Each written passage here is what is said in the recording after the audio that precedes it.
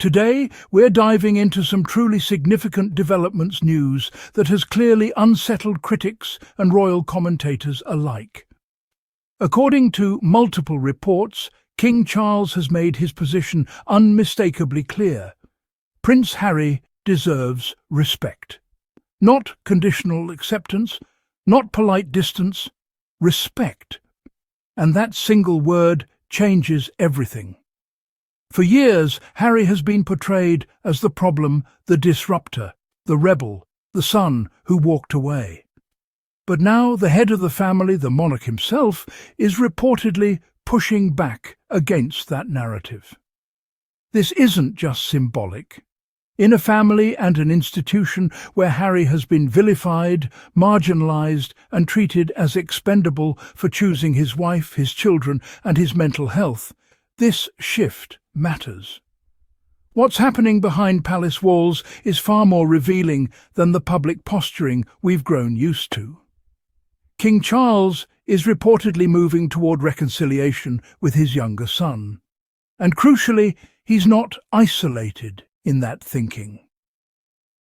Kate, the Princess of Wales, is said to be supportive of this approach, guided by a simple but powerful belief.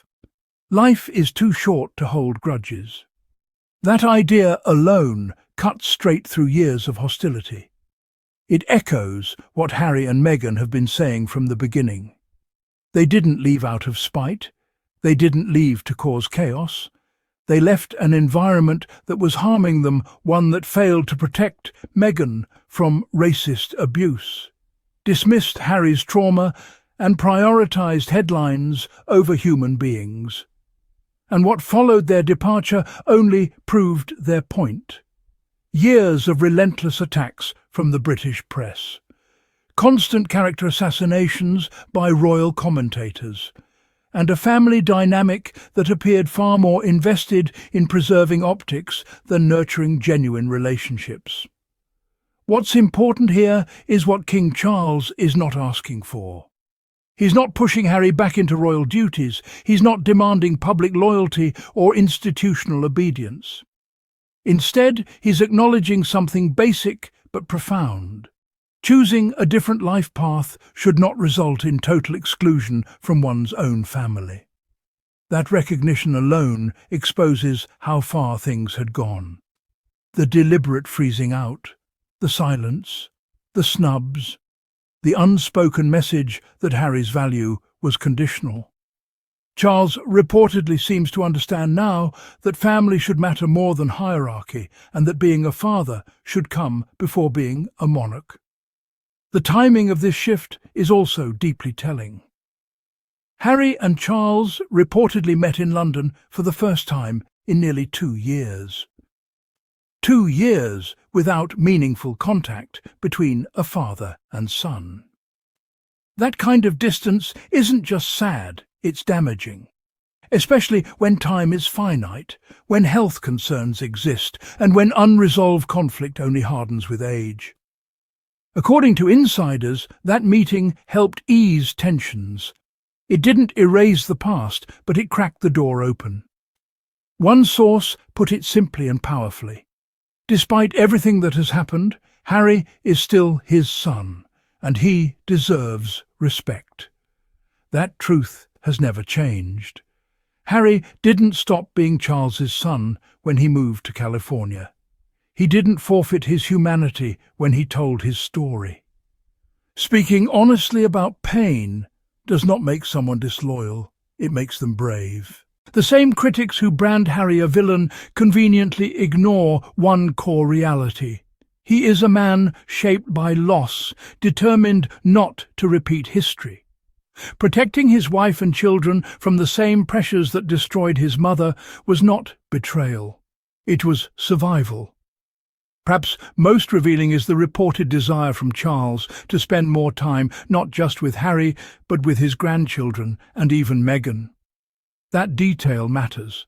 It suggests an acknowledgement that Meghan is not the enemy she's been painted to be, and that Archie and Lilibet deserve family connections free from hostility. This is what functional families strive for.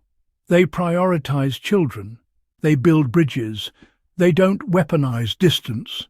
Yet, predictably, not everyone is welcoming this shift.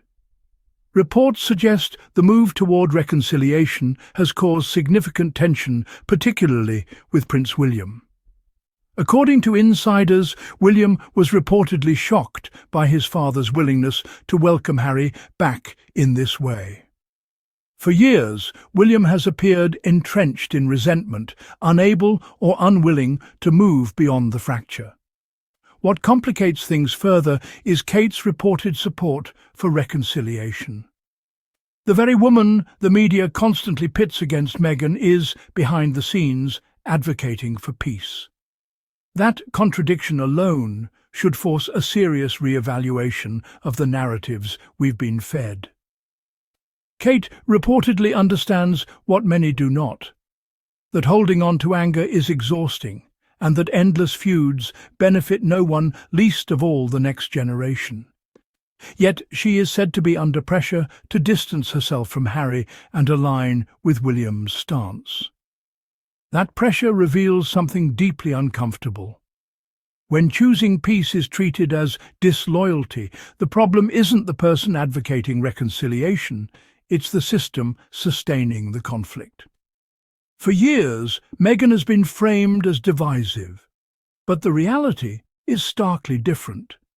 The people pushing for healing, respect, and forward movement are the ones encountering resistance. That tells us everything we need to know about why Harry and Meghan left in the first place. They walked away from a culture where forgiveness is framed as weakness, where emotional honesty is punished, and where maintaining grudges is seen as strength. That environment was not just unhealthy, it was destructive. And this is precisely why critics will struggle with this development. They've built careers and narratives on casting Harry as the problem. But when his own father, the king, publicly affirms his worth and humanity, that narrative collapses. So where does this leave us? Potentially at the beginning of something healthier, a future where relationships are based on respect rather than control, where children are shielded from inherited conflict, where voices calling for peace are no longer silenced, a future where Archie and Lilibet can know their grandfather without tension, where reconciliation is not treated as surrender, where life, short, fragile and precious, is no longer wasted on endless grudges. This may only be a first step, but it is a meaningful one. And sometimes that's how real change begins,